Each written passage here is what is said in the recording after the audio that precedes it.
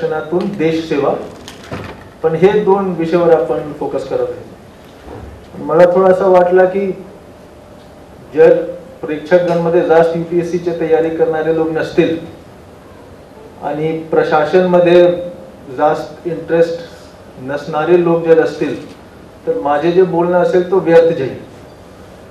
त्यामुळे आजचा जो हा विषय आहे तो मी थोडासा एक डिझाईन केला आहे की UPSC मध्ये UPSCच्या तयारी करत असताना माझा जो प्रवास होता आणि त्यानंतर प्रशासनमध्ये मी 2016 बॅचचा IAS ऑफिसर आहे. प्रशासनमध्ये 8 वर्षात जे प्रशासनात प्रवासमध्ये माझे जे अनुभव आहेत त्यामधून मी काय काय गोष्टी शिकलो आणि असे काय काय धडे आहे, काय काय शिकवण आहे जे मला वाटते इथे उपस्थित जे आमचे तरुण मित्र असतील किंवा जे पालक असतील त्यांच्यासाठी उपयोगी ठरेल. तो असा सारखा मी तयार करून आलो आहे आणि मी आपल्या समोर प्रस्तुत करतो. जे सर्वात पहिल्या धडाबद्दल मी सांगणार तो एक सुक्रात एक खूप मोठे फिलॉसॉफर होते, दार्शनिक होते, ग्रीक फिलॉसॉफर होते. सुक्रात, सोक्रेट्स आम्ही त्यांना इंग्रजीमध्ये बोलतो.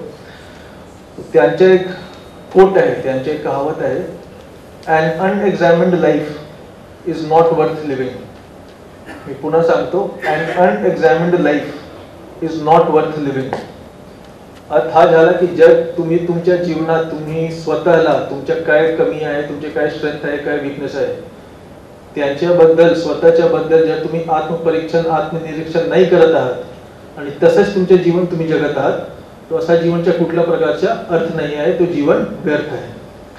आता हा ज्या कहावत आहे मी अगोदर ऐकलो होतो, पण UPSCच्या तयारी करत असताना मला हा कहावत किती सत्य आहे त्याची जाणीव झाली आणि त्याबद्दल मी आपल्याला थोडा सांगतो. जे ज्यांना इथे उपस्थित तरुण मित्र आमचे बसले आहेत त्यांना जर UPSC तयारी करायची त्यांच्यासाठी पण उपयोगी ठरेल आणि बाकी लोकांच्यासाठी पण उपयोगी ठरेल. UPSC मध्ये मी थोडक्यात, बरेच लोकांना माहिती असेल तरी सुद्धा मी थोडक्यात UPSCच्या जे परीक्षाच्या स्ट्रक्चर असते त्याबद्दल मी थोडक्यात सांगतो. 2016 मध्ये जेव्हा मी परीक्षा साठी बसलो होतो त्यावेळी 3 टप्पे असते UPSCचे. प्रिलिम्स असते, त्यानंतर मेन्स असते आणि त्यानंतर इंटरव्ह्यू असते. जेव्हा मी बसलो होतो तो इंटरव्ह्यू साठी 10,40,000 लोकांनी फॉर्म भरला होता आणि त्यापैकी 7 ते 8 लाख लोक ऍक्च्युली प्रिलिम्सच्या परीक्षामध्ये बसले आणि त्यानंतर हे 7-8 लाख लोक पैकी 14 ते 15,000च्या जवळपास निवड होत असते की ते लोक मेन्स देऊ शकतात. आणि मेन्स असते सब्जेक्टिव्ह आन्सर, मतलब तुम्हाला 7 पेपर असते. जनरल स्टडीजचे 4 पेपर, तुमच्या ऑप्शनलच्या 2 पेपर आणि 1 एस्से आणि सगळे 250 नंबरचे जवळपास 1750 नंबरचे पूर्ण मेन्स परीक्षा असते. आणि जे 250 नंबरचे 1 पेपर असते त्यामध्ये 12.5 गुणचे 1 क्वेश्चन असतो आणि ते 20 क्वेश्चन असते. त्यामध्ये 20 क्वेश्चन असतात. 20 × 12.5 250 आणि असे 7 पेपर. ते 14-15,000 लोकांना संधी भेटते ते मेन्सची परीक्षामध्ये बसण्याची 7-8 लाख पैकी आणि ते 14-15,000 पैकी 2,500 ते 3,000 लोकांची निवड इंटरव्ह्यू साठी होते. इंटरव्ह्यू कॉल त्यांना येतो आणि ते 2,500 ते 3,000 लोक मध्ये ज्यांनी इंटरव्ह्यू दिला फायनल जे मेरिट लिस्ट असते ते 800 ते 900 लोकांचे असते आणि त्यामध्ये IAS IPS income tax customs railway सगळे सर्व्हिस असतात. मी जनरल कॅटेगरी मधून एक्झाम दिला होता. तर जनरल कॅटेगरी मध्ये जर तुम्हाला IAS हवे तर तुमचा रँक 120-130 च्या आतमध्ये असला पाहिजे आणि त्यामध्ये सुद्धा जर तुमच्या 100-110-120 रँक झाला तर तुम्हाला कॅडर मिळेल ते मोस्टली नॉर्थ ईस्टच्या नागालँड, मिझोराम असा सारखे, काश्मीर, हिमाचल. तर माझा रँक 35 होता, तो माझ्या महाराष्ट्र कॅडर मिळाला. आता हे बेसिक एक स्ट्रक्चर होता. मी UPSC मध्ये 4थ्या अटेम्प्ट मध्ये मी यशस्वी झालो. 3 अटेम्प्ट मी मतलब मला यश मिळालं नाही. त्यामधूनच हा धडा आहे जे सुक्रातनी सांगितला आहे तो कसा त्यावर व्हॅलिड असेल त्याबद्दल मी तुम्हाला सांगतो. आता 3 अटेम्प्ट मी खूप मेहनत केलो, मतलब खूप अभ्यास केलो, काफी स्टडी किया, काफी कुछ रीड किया. UPSC का सिलेबस खूप वास्ट आहे. मतलब history, geography, economics, international affairs, political science सगळे असते त्यामध्ये. आणि त्यानंतर UPSCच्या सिलेबसच्या एक वैशिष्ट्य असं आहे की ते एव्हरीडे अपडेट होत आहे, कारण त्यामध्ये करंट अफेयर्स पण असतात. अब रोज का जो न्यूज है वो भी आपको अपडेट रखना है, क्योंकि एग्जाम के एक दिन पहले का भी जब तक प्रिंटिंग नहीं हुआ क्वेश्चन पेपर तब तक का वो पूछ सकता है. तो सिलेबस खूप वास्ट आहे आणि माझ्या मनात असं होतं की जेवढा मी स्टडी करणार, जेवढा मी पुस्तक पढ़ना, जेवढा न्यूजपेपर पढ़ना, तेवढा जास्त चान्स आहे की माझा एग्जाम क्लिअर होईल. पण ऍक्च्युअली असं आहे नाही. हे मला केव्हा माहिती झाली, थर्ड अटेम्प्ट मध्ये सक्सेसफुल झाल्यानंतर. दुसऱ्या अटेम्प्ट मध्ये मी इंटरव्ह्यू पण दिला होता पण क्लिअर नाही झाला. थर्ड अटेम्प्ट मध्ये पण अपयश मिळाल्यानंतर एक insights on India coaching class आहे बेंगलोरमध्ये, एकदम very small coaching class, 40-50 students आहेत त्यामध्ये. त्यांचे टीचर होते विनय सर. मला असं माहिती झाली की ते खूप चांगला गायडन्स करतात. तुम्ही बँगलोर गेलो आणि मी त्यांना विचारलो की मी खूप अभ्यास केलाय, सगळे केलं, तरी सुद्धा माझ्या परीक्षा क्लिअर होत नाही. त्यांनी सांगितलं की तुम्ही एक काम करा, माझ्या कोचिंग क्लास जॉईन करा आणि तुम्ही मॉक टेस्ट द्या. मतलब जे टेस्ट असते मॉक टेस्ट द्या आणि मी तुमचे आन्सर शीट बघणार आणि मी सांगणार की तुमचे आन्सरमध्ये काय एक्झॅक्टली काय कमी आहे. आतापर्यंत मी ही स्वतः नाही केला होता. मतलब आम्ही दिल्लीमध्ये मी तयारी करत होतो, त्यापूर्वी मी दिल्लीमध्ये तयारी करत होतो आणि त्या ठिकाणी असं होतं की वेगवेगळे कोचिंग क्लास होते, त्यांचे आम्ही मॉक टेस्ट सिरीज जॉईन करायचे आणि तो आन्सर लिहायचे आणि त्यानंतर त्याचे अनालिसिस नाही करायचे की मी नेमका लिहिला काय. तिथे जेव्हा मी गेलो आणि मॉक टेस्ट दिला विनय सरचे कोचिंग क्लासमध्ये आणि त्यांनी माझे आन्सर शीट वाचले आणि मला बोलवले त्यांनी आणि सांगितलं की हा तुमचा स्पेलिंग मिस्टेक आहे. मी सांगितलं माझे स्पेलिंग मिस्टेक तर नहीं हो सकते, एवढा तर इंग्लिश मला येत है. तो फिर मुझे पता चला, उन्होंने बताया कि आपने ए लिखा है कि ई लिखा है, ये मुझे समझ में नहीं आ रहा है. आपने ये बी लिखा है, बी फॉर बॉल की पी फॉर पैरेट लिखा है, ये भी समझ में नहीं आ रहा है. तुमचा हैंडराइटिंग एवढा वाईट आहे ना कि वो कोई पढ़ नहीं पाता है आपको छोड़ के, है ना. आणि ह्या असा आहे की जे कॉपी चेक करणार आहे ना, त्यांना हजारों कॉपी चेक करणार आहे, ते एफर्ट नहीं डालना कि ये ए लिखा है कि ई लिखा है, उसको पढ़ने में नहीं आएगा, वो सीधे नंबर कम देके आगे बढ़ जाएगा. तसं त्यांनी सांगितलं मला. त्यांनी विचारलं की हा प्रश्न काय विचारलाय आणि तुम्ही काय लिहिलंय. त्यानंतर मला लक्षात आला की प्रश्न म्हणजे त्यांनी काही दुसऱ्या गोष्टी विचारलाय, मी काय लिहिलंय त्या सब्जेक्ट बद्दल मला जे माहित आहे, मी प्रश्नाला उत्तर नाही दिलंय. प्रश्न मध्ये काय असते की आम्ही खूप वाचलो होतो, बहुत हमने काफी पढ़ाई करते थे हम लोग. तो असा मतलब उदाहरणासाठी मी सांगतो, त्यांनी विचारला की आता एक 2018 मध्ये प्रश्न आला होता, ते नंतर मी बघितला होता, माझा भाऊ पण तयारी करत होता त्यावेळी, तर मला तो प्रश्न आठवण आहे की इलेक्शन वोटिंग मशीन ईव्हीएम बद्दल, ईव्हीएमच्या संदर्भात जे ट्रस्टवर्दीनेस लूज झालाय त्याबद्दल काय काय करता येईल म्हणजे इलेक्शन कमिशन ऑफ इंडियाला.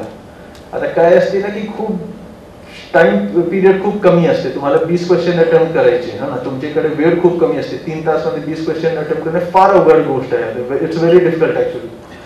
तो मला ईवीएम बद्दल जे माहित आहे त्याचे जे चुकी मतलब त्याचे ईवीएम में क्या खराबी है उसका जो माहित है, इलेक्शन कमीशन कुछ कर रहा है वो माहित है, तो वो हम लोग खटाखट लिख देते थे. हे आम्ही कधी ध्यानपूर्वक वाचलोच नाही की तो विचारला काय आहे. आणि यूपीएससी मध्ये जे क्वेश्चन असतात ना, त्यांनी जर एक क्वेश्चन लिहिला आणि एक्सप्लेन लिहिला, एक्सप्लेन, तर तुम्हाला तो एक्सप्लेन करायचे. त्यांनी जर क्रिटिकली एक्झामिन लिहिला तर त्याला तुम्हाला क्रिटिकली एक्झामिन करायचे. त्यांनी जर डिस्क्राइब लिहिला तो वेगळा त्याचा अर्थ असते आणि एक्सप्लेन लिहिला तर वेगळा अर्थ असते. हे त्यांनी मला चौथा अटेम्प्ट मध्ये सांगितलं. मला असं वाटत होतं की जो पूछा उसको धडाधड लिखो और आगे बढ़े. मतलब एक उदाहरण मी सांगतो तुम्हाला, जर त्यांनी क्रिटिकली जर त्यांनी एक्सप्लेन लिहिलं आहे आणि तुम्ही त्याच्या ऍडव्हान्टेज डिसएडव्हान्टेज काय चांगला आहे काय वाईट आहे हे लिहिला तर तुम्हाला नंबर भेटणार नाही. जर क्रिटिकली एक्झामिन लिहिला तर तुम्ही लिहा. त्या दिवशी मला असं वाटलं ना की हे जे मी पूर्ण परिश्रम करत होतो ते एकदम चुकीच्या डायरेक्शन मध्ये करत होतो. मला आयडियली माझा आन्सर शीट बघितला पाहिजे होता, क्वेश्चन वारंवार परत ते क्वेश्चनला वाचला पाहिजे होता, एक्झाम संपल्यानंतर अनालिसिस केला पाहिजे होता. आणि त्यानंतर मला हे कळला होता, जे विनय सरनी सांगितलं मला पण तो करला होता की पूछ कुछ और रहा है, मैं लिख कुछ और रहा हूँ, मेरा हैंड राइटिंग खराब है इसलिए नंबर कम मिल रहा है. त्यानंतर यामध्ये मी सुधारणा केला, बदल केला आणि 35 रँक माझा झाला. पण जर तो अनालिसिस मी नाही केला होता ना, तो चौथ्या अटेम्प्ट मध्ये पण तो मी क्लिअर नाही करू शकलो होतो परीक्षा. मी तुम्हाला अजून एक गोष्ट सांगतो एक नेटफ्लिक्स लोक बघतात का या ठिकाणी? नेटफ्लिक्स कोणी बघतात का? नेटफ्लिक्स सिरीज, एक सिरीज बघा नेटफ्लिक्सवर, द लास्ट डान्स. ते मायकल जॉर्डन ने दुनिया का, ते मला वाटतं की दुनियाचे सर्वात मोठे आजपर्यंत सर्वात चांगले आणि मोठे बास्केटबॉल प्लेयर तेच आहेत, मायकल जॉर्डन. त्याच्या टीमच्या नाव आहेत शिकागो बुल्स. 10 एपिसोड आहे त्या सिरीज मध्ये. तर तुम्ही तो सिरीज जर बघितला ना, तर मायकल जॉर्डन जो खिलाडू होता ते फार साधारण खिलाडू होता कॉलेजमध्ये. मतलब कॉलेजमध्ये तो टॉप 50 मध्ये पण येत नव्हता. आणि एक एक गोष्टीवर एक एक त्यांची जी कमजोरी होता, ते फक्त हेच करत होता, स्वतःबद्दल विचार करत होता की माझ्यामध्ये कुठे चूक आहे, कुठे मी सुधारणा करू शकतो. आणि एक एक गोष्टी त्यांनी सुधारणा करून गेला. आणि 6-7 वर्षात असा झाला की he is the best basketballer ever. ना उसके पहले कोई था ना उसके बाद कोई था. तो ये जो चीज है ना, जे मतलब आपले जे ते स्टुडंट बसले आहेत आणि आपले जे मुले मुली असतील त्यांना त्यांच्यात हा आदत तुम्हाला डेव्हलप करायचे आहे की त्यांना स्वतःला हे अनालाइज केला पाहिजे की मतलब माझ्यात काय काय चूक आहे आणि त्यामध्ये कसा सुधारणा करता येईल. आता मी एक अजून तुम्हाला उदाहरण देतो. सर्वांना यूपीएससी करायचे किंवा एमपीएससी करायचे किंवा प्रायव्हेट नोकरीमध्ये जायचे किंवा स्वतःचा बिझनेस करायचे किंवा काही लोकांना पॉलिटिक्स मध्ये जायचे. प्रत्येक फील्ड मध्ये ना पब्लिक कम्युनिकेशन खूप मोठा एक स्किल असते. आलं लक्षात? असं जसं यूपीएससी एमपीएससी आणि प्रायव्हेट सेक्टर मध्ये इंटरव्ह्यू राऊंड असतो हा ना. जर तुम्हाला इंटरव्ह्यू मध्ये तुम्ही चांगल्या पद्धतीने तुमच्या मनात जे गोष्टी तुम्ही समोर प्रस्तुत नाही करू शकणार तर तुमचे सिलेक्शन होणारच नाही. बरोबर? पॉलिटिक्स मध्ये ऑफकोर्स पब्लिक कम्युनिकेशनचा फार मोठा रोल आहे. तुम्हाला स्वतःचा बिझनेस सेट करायचे, स्वतःचा स्टार्टअप सुरू करायचे, त्यामध्ये पण जेव्हा तुम्ही निधी मागणार ना लोकांना, तर त्यांना कन्व्हिन्स करावे लागेल की मला कशासाठी तुम्ही निधी द्यावे.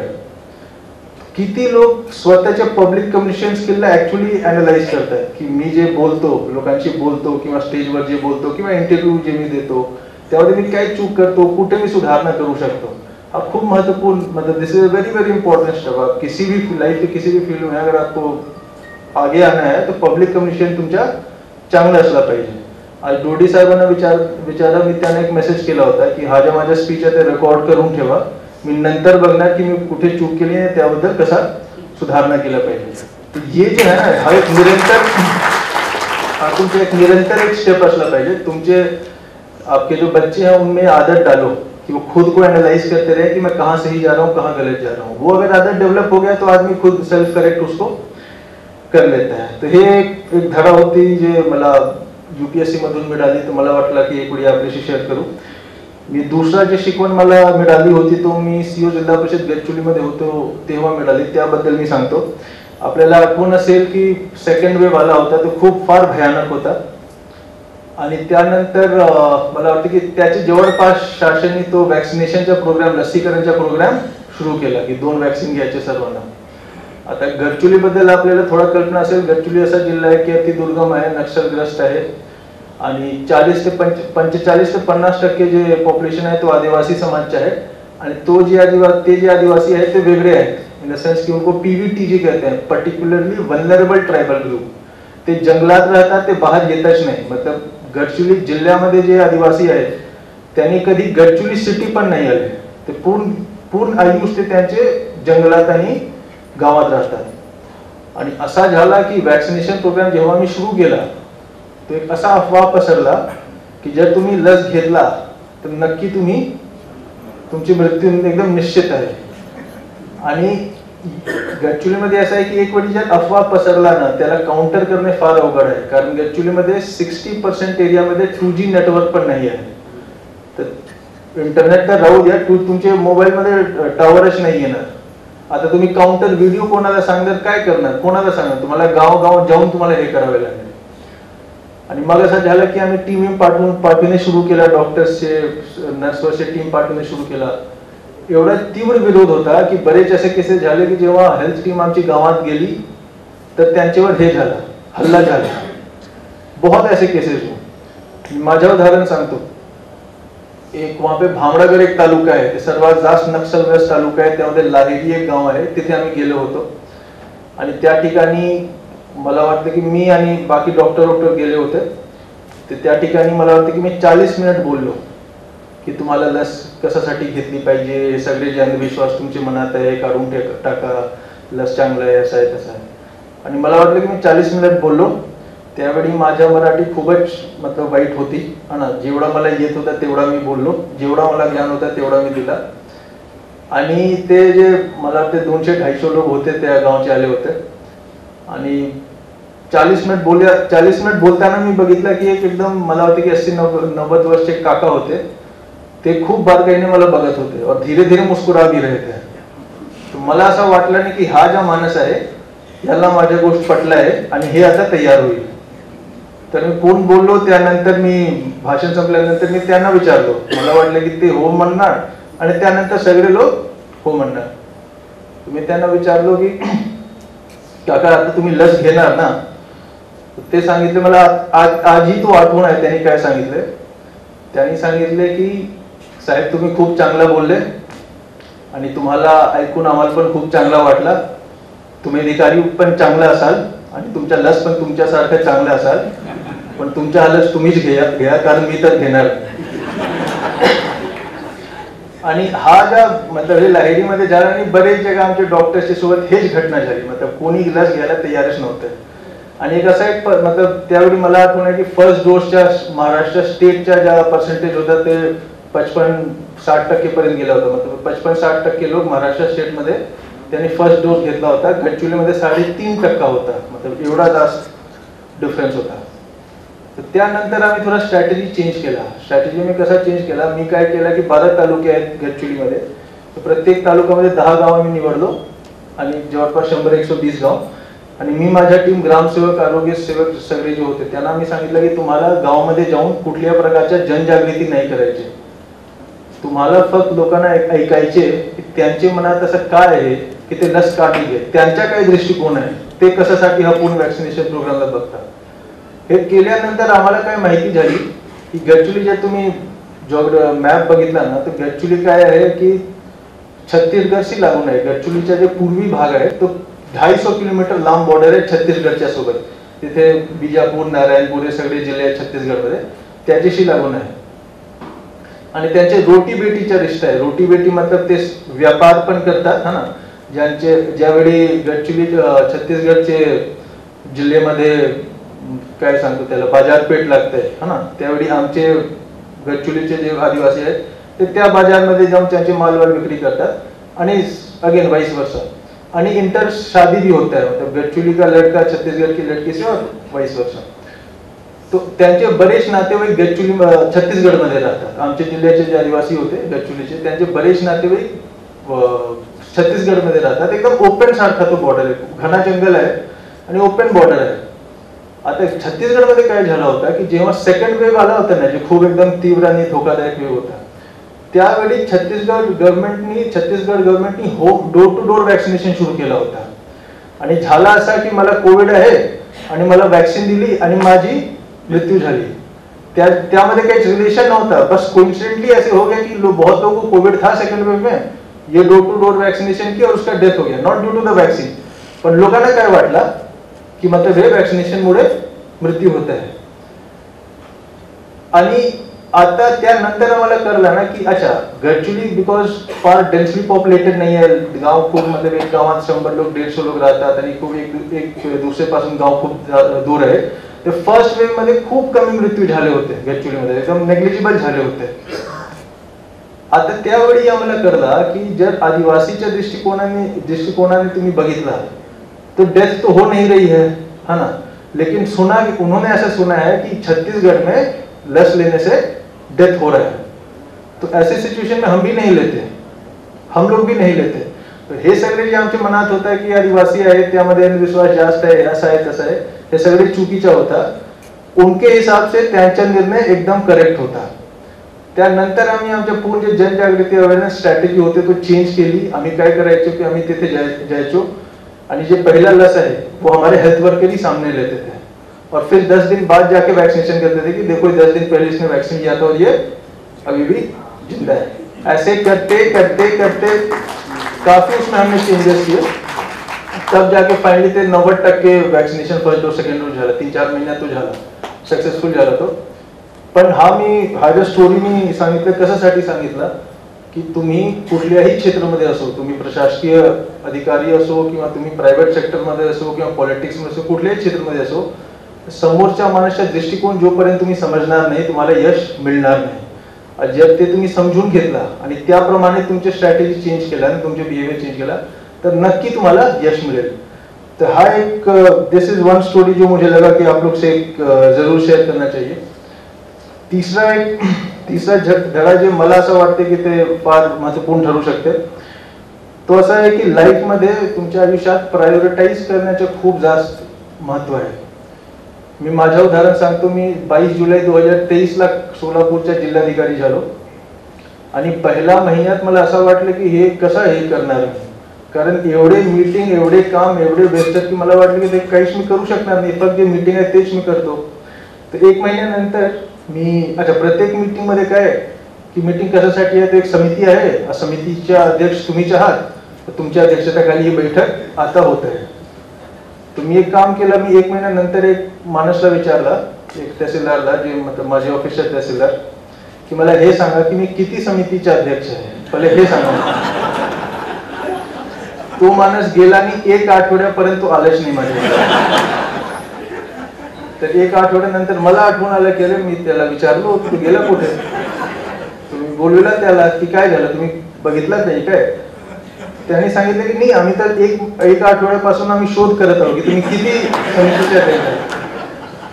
तुम्ही विचारलं की आतापर्यंत तुम्हाला किती समितीची माहिती झाली, तर 268 समितीचे अध्यक्ष तुम्ही आतापर्यंत आले. आता त्याच वेळी काय होता की कार्तिक पण येणार होती आणि यावर्षी तुम्ही बघितलं तर सुरुवातमध्ये दुष्काळ होती. 5 तुमचे तालुक्यामध्ये 3 तालुक्यामध्ये तीव्र दुष्काळ होता, त्यानंतर 2 तालुक्यामध्ये मध्यम दुष्काळ, चारा टंचाई, पाणी टंचाई, तसेच जिल्हा लोकसभाच्या इलेक्शन आला, त्यानंतर पुन्हा तुमच्या शाळेची वारी आली, आता परत तुमच्या हे विधानसभाच्या निवडणूक येत आहे हा ना. तो हे सगळे जर आम्हाला करायचे ना तो असा नाही होऊ शकत की तुम्ही 268 कमिटीच्या बैठक पण घेणार आणि त्यानंतर हे सगळे गोष्टी पण बघणार. तो ना तुम्हाला थोडा प्रायोरिटाईज करावे लागते की मी 1, 2, 3, 4 हे 5 काम करणार, बाकी सगळे मी खालचे जे माझे अधिकारी आहेत त्यांना मी डेलिगेट करून टाकणार. आता मी तुम्हाला उदाहरण सांगतो. एक आहे समिती आणीबाणी समिती, त्यामध्ये जे इमर्जन्सी मध्ये जे लोक जेल गेले होते ना त्यांना आम्ही प्रत्येक महिना काही पैसे देतो. हा बैठकच्या कुठल्या प्रकारच्या मतलब कोई मतलब नाही आहे. जे लोक जेल गेले होते त्यांचे नाव आहे, त्यांच्या अकाउंट मध्ये डीबीटी ने पैसे जात आहे, फक्त एक दाखवण्यासाठी ती बैठक झाली होती त्यामध्ये असा निर्णय झाला. असे सारखी जेवढे कमिटी होते मी सगळे खाली दिलो की हे सगळे तुम्ही लोक करा, मी हे करणार नाही. मी काय ठरवलं की सोलापूर जिल्ह्याचे जे महत्वपूर्ण प्रश्न आहे त्यावर मी काम करणार. आता वारी होत आहे, आमच्या जिल्ह्यामध्ये 20-22 लाख लोक येत आहेत, त्यांच्या चांगलं नियोजन झालं पाहिजे, त्यामध्ये we can not fail. Lok Sabha निवडणूक आहे, मोठा एक्सरसाइज आहे, तो चांगल्या पद्धतीने झाला पाहिजे. तसेच विधानसभा निवडणूक. आता एक मी तुम्हाला उदाहरण सांगतो. सोलापूर एअरपोर्ट बद्दल बरेच दिवसापासून सुरू आहे की केव्हापर्यंत होणार. मी ह्या स्टेजवरून तुम्हाला सांगू शकतो की जे लायसन्स आहे, पहिला प्रश्न लायसन्सचे असते. लायसन्स ऑक्टोबर मध्ये मिळणार सोलापूर जिल्ह्यात. माझा जो पूर्ण वेळ होता तो सोलापूर एअरपोर्टला गेला. आता बरेच लोकांनी बातमीपत्रामध्ये वाचलं असाल की 282 कोटीच्या उजनी टुरिझमचा एक प्रोजेक्ट मंजूर झाला आहे. तर उजनी टुरिझम खूप महत्वपूर्ण आहे. उजनी टुरिझम मध्ये ते जल पर्यटन पण आहे, प्रत्येक ब्लॉक मध्ये कृषी पर्यटन पण केंद्र आम्ही सुरू करत आहोत, तसेच वाईन टुरिझम आहे त्यामध्ये. हे सगळे जर केलं ना तर आज 5-10 वर्षानंतर सोलापूरचं चित्र तुम्हाला थोडा वेगळा दिसेल. तर यामध्ये आम्ही आमचा टाइम त्यामध्ये गेला पाहिजे. आता अजून एक तुम्हाला उदाहरण सांगतो. आता पंढरपूर मध्ये 3 प्रकारचे दर्शन असतात. एक आहे तुमच्या पायरी दर्शन, जे लोक देवचे पाय छून हे करतात. दुसरा तुमचे आहे मुखदर्शन आणि एक कलश दर्शन. आता जो पायरी दर्शन आहे त्यामध्ये आषाढीमध्ये जवळपास 28 ते 30 तास जे भाविक आहेत ना ज्यांना पायरी दर्शन घ्यायचे ते लोक रांगमध्ये उभे राहतात. आता तुम्ही विचार करा की 28 ते 30 तास कितना होता है. त्यामुळे आता 110 कोटीचे आम्ही एक मंजूर करून घेतलाय. ते दर्शन मंडप त्या ठिकाणी मी तयार करू. सगळे लोकांचे बसण्याची सुविधा असेल, उनको खडे राहण्याची आवश्यकता नाही. अजून एक तुम्हाला उदाहरण सांगतो मी. आमच्या मतलब जेव्हा आम्ही गडचिरोलीमध्ये मी पोस्टेड होतो ना आम्ही वारंवार काय कहतो की वेस्ट महाराष्ट्र जे पश्चिम महाराष्ट्र खूप समृद्ध आहे, मतलब तिथे जे गाव आहे ते खूप रिच आहे, रुरली बहुत स्ट्रॉंग आहे. आता या ठिकाणी जेव्हा मी सोलापूरला आलो तर मला एक मतलब 4-5 महिन्यानंतर लक्षात आलं की जे पूर्ण गावचे मतलब ग्रामीण समृद्धी जी आहे ते पूर्ण ऊसवर अवलंबून आहे. 39 शुगर मिल आहे आमच्या जिल्ह्यात आणि पाणी आमच्याकडे आहे नाही, आणि जे ऊस आहे तुमच्या ते पाणी उपसा करणारा पीक आहे. मतलब one of the most water intensive जो क्रॉप है ना वो शुगर केन होता है. आमच्या 11 तालुक्यामध्ये 8 तालुका जे आहे ते सेमी क्रिटिकल मध्ये आहे. जे भूजलच्या पातळी आहे ते एवढा खाली गेला आहे की ते सेमी क्रिटिकल मध्ये आहे आणि मार्च इज ओव्हर एक्सप्लॉइटेड मध्ये, मतलब सेमी क्रिटिकलच्या पलीकडे गेला आहे आणि त्या ठिकाणी 39 शुगर मिल आहे. तो हा ज्या तुमच्या आहे ना की मतलब शुगर मिल मध्ये एक शुगर मिल मध्ये 50-100 गावचे एकदम फिक्स आहे की आमच्या गन्ना मी तिथे देणार, आमच्या ऊस आम्ही तिथे देणार, आम्हाला पैसे मिळणार. हे 10-15-20 वर्ष चालेल. त्यानंतर जेव्हा पाणी तुमच्याकडे असणारच नाही तर तुम्ही ऊस घेणार कसा आणि तुमच्या शुगर मिल चालणार कसा. आणि एक मोठा प्रश्न आहे की आज ते 10-15-20 अच्छा इथे कुठले मोठी नदी पण नाही आहे ना, असं नाही आहे की गंगा आणि यमुना आहे की तुम्ही पाणी कॅनल सिस्टम आणि हे सगळे करून तुम्ही घेऊ शकता. जेवढं तुम्हाला करायचे तुम्ही केला. उजनी आहे तुमच्याकडे ऑलरेडी -60% वर गेला होता उजनी, हा ना. तर तुमच्याकडे पाणी नाही आहे, आमच्याकडे पाणी नाही आहे, आम्ही ऊस घेतो आणि सांगतो की नाही आमच्याकडे खूप आमच्याकडे पैसे आहे, खूप समृद्ध आहोत, हे चालणार नाही, सस्टेनेबल नाही आहे. त्यामुळे आम्ही प्रयत्न करतो की डाळिंबला प्रोत्साहन देण्यासाठी आम्ही प्रयत्न करतो. कारण डाळिंब जे आहे आमच्या जिल्ह्याच्या जे ॲग्रो क्लायमॅटिक कंडिशन आहे त्यामध्ये एकदम फिट बसते. त्याला 300 ते 500 मिलीमीटर पाऊस लागते डाळिंबला आणि आमच्याकडे 488 मिलीमीटर सरासरी पाऊस आहे. आणि त्याचे जर तुम्ही चांगल्या पद्धतीने हे केलं ना, ऍक्च्युली काय झालं होतं 7-8 वर्ष अगोदर सांगोला आणि मंगलवेढामध्ये 3 रोग एकसाथ आले होते, 3 आजार एकसाथ आले होते, तेड्या, मर आणि पिनहोल बोरर. त्यामुळे डाळिंब तुमच्या पूर्ण संपला. पण आता नवीन बरेच शेतकरी आहेत, प्रवीण माने आहेत आणि बरेच शेतकरी आहेत, त्यांनी नवीन पद्धतीने 10-12 वर्षापासून ते घेत आहेत आणि त्यांचे यील्ड पण चांगला आहे आणि त्यांच्या खेतमध्ये रोग पण होत नाही. बरोबर. याला आम्ही बाकी शेतकऱ्यांची कार्यशाळा घेत आहोत आणि प्रयत्न करत आहोत की सगळे लोक हेच पद्धतीने डाळिंब घेतली पाहिजे, तुम्ही ऊसकडे येऊ नका. हे सर्व जे महत्वपूर्ण प्रश्न आहे ना त्यावर आम्हाला फोकस केला पाहिजे, ते प्रशासन असो किंवा जीवन असो. कारण सगळेवर जर तुम्ही करायला गेलो ना तर तुम्ही काहीच नाही करू शकणार. तर मला वाटते की यहाँ जो स्टुडंट्स बैठे हैं तुम्ही थोडा ठरवून द्या की मला कुठल्या कुठल्या गोष्टीमध्ये सक्सीड केलं पाहिजे आणि त्यावर तुम्ही काम करा, नक्की तुम्हाला यश मिळेल.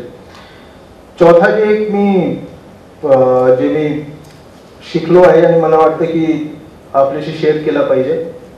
जसा थोडीसा मी माझ्या परिचयामध्ये सांगितलं की मी IIT खडगपूरतून इंजिनिअरिंग केलो आहे.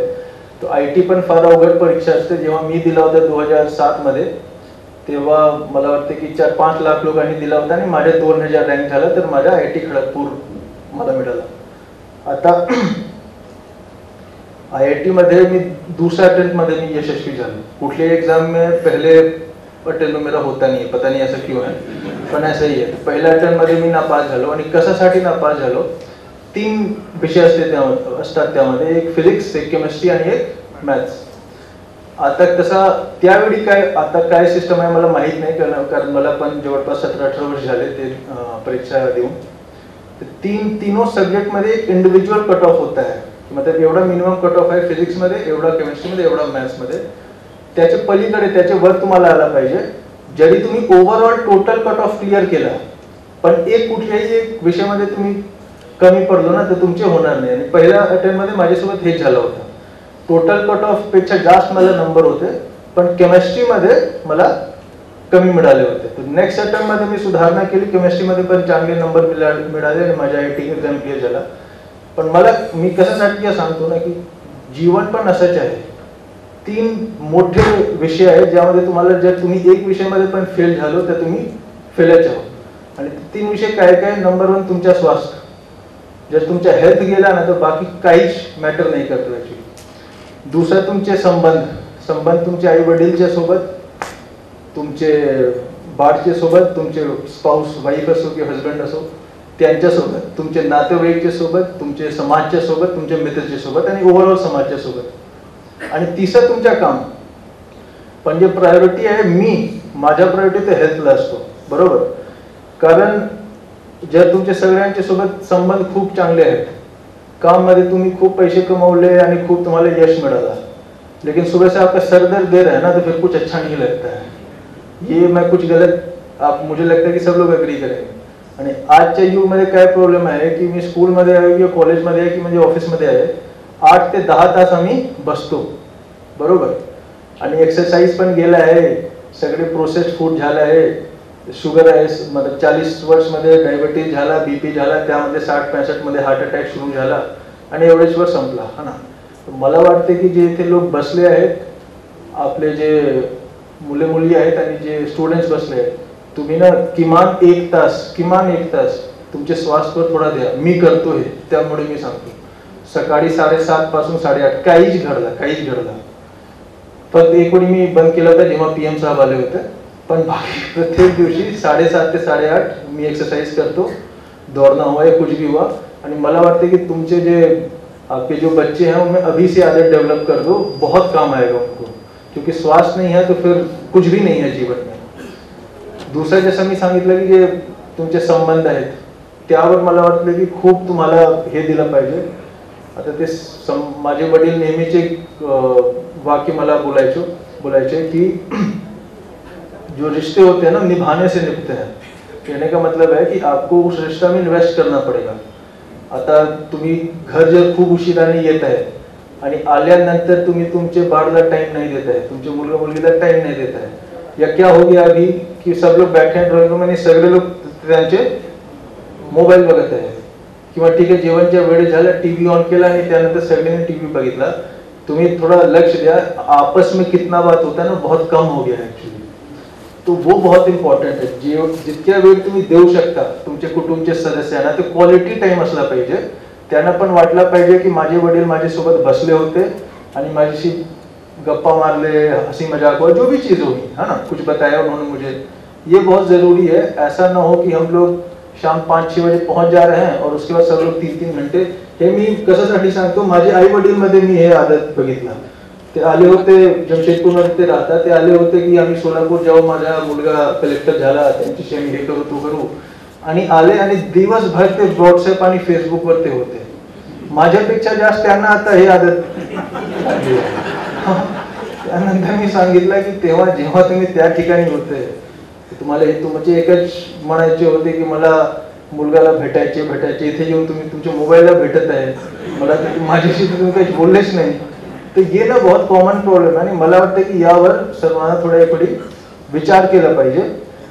आणि तिसरं जे आहे ते तुमच्या काम मध्ये माझ्याकडे कामच्या मी कशासाठी सांगतो, माझ्याकडे बरेच लोक येतात, ते उनके बच्चे क्लास 6-7 में है आणि ते काय म्हणतात की याला IAS व्हायचे। हम लोग भाई उसे पूछ तो लो, उसको होना है कि नहीं, तुम्हाला पाहिजे की तो IAS व्हायचे, त्याला व्हायचे की नाही उसको तो पता ही नहीं है। IAS कशासाठी व्हायचे, मी एक दिन विचारलो की तुम्हाला IAS कशासाठी व्हायचे, तुम्ही तर आता क्लास 6-7 मध्ये आहे, तुम्हाला तर माहितीच नाही की कलेक्टरच्या काय काम आहे आणि COच्या काय काम आहे, तर तुम्हाला व्हायचे कशासाठी। त्यानंतर मला जे त्यांनी सांगितलं नाही, पण मला जे वाटलं की वही था की बंगला आहे, गाडी आहे, बत्ती आहे, पोलीस आहे, मागे पुढे पोलीस आहे, हे आहे तो आहे। मी इथे जे भी पालक बसले आहेत त्यांना मी एवढेच एक सुझाव देईन की तुमचे बाळाला फोर्स करू नका की त्यांना IAS व्हायचे। आता तुम्हाला बाहर से लगता है कि अरे बंगला में है, माझ्यासाठी तो घर आहे ना।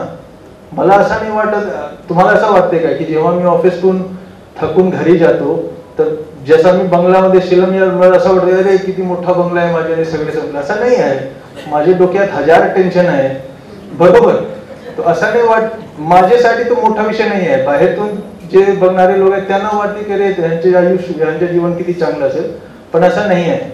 माझे मागे पुढे पोलीस बघून लोकांना वाटतं की बघा किती चांगला वाटत असेल, मैं तो उसको नोटिस भी नहीं कर रहा हूं ना।